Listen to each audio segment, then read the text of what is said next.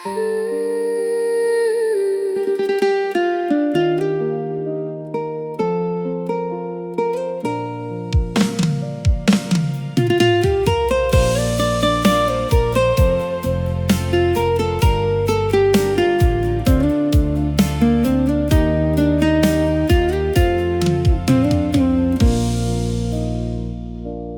នេហ៍លើទីមួយ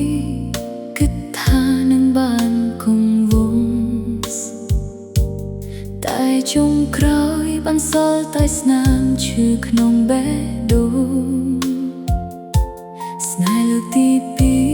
ខំទប់ចិត្តគេអស់ពីចិត្តទីបំផុតគេក៏ដើរចេញបានសល់ទឹកភ្នែកឲ្យស្រក់មិនដឹងខ្លួនខុសត្រង់ណាទេហេតុអ្វីស្នេហ៍តែងបញ្ចប់ដោយការឈឺចាំខំស្រឡាញ់គេដោយចិត្តស្មោះស្អាតតែរង្វាន់បានមកវិញគឺការបែកបាក់រាល់ដ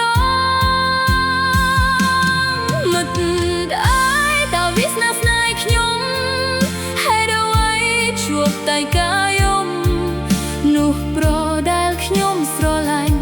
មិនដែលមានរណានៅជាមួយខ្ញុំរហូតទេ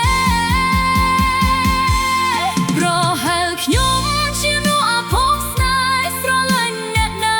ក៏បញ្ចប់ដោយការលាបេះដូងមួយនេះសល់តែស្នាមរបួសគ្មានថ្នាំព្យាបាលខំស្មោះប៉ុណ្ណាក៏មិនអាចឈ្នះវាសនានោះប្រអ្នកហើយអ្នកទៀតចូលមកឲ្យសងខឹមហើយក៏ចាក់ចេញនៅសល់តែខ្ញុំអោបការឈឺចាប់អ្នកអញរស់ជាមួយទឹកភ្នែកនិងសំណួរគ្មានចំឡើយ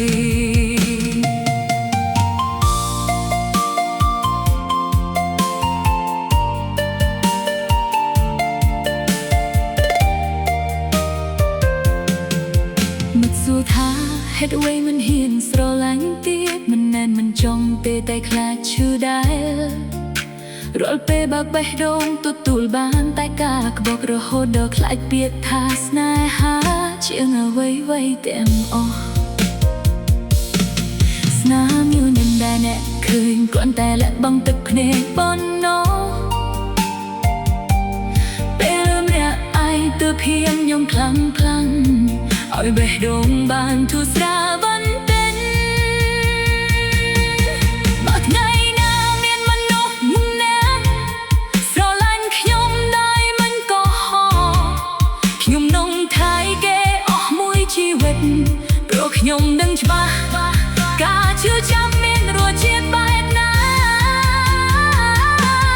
ប្រហែលខ្ញុំជានោះអភ័ព្វស្នេហ៍ស្រឡាញ់អ្នកណាក៏ចង់ក្រោយនៅតែបែកគ្នា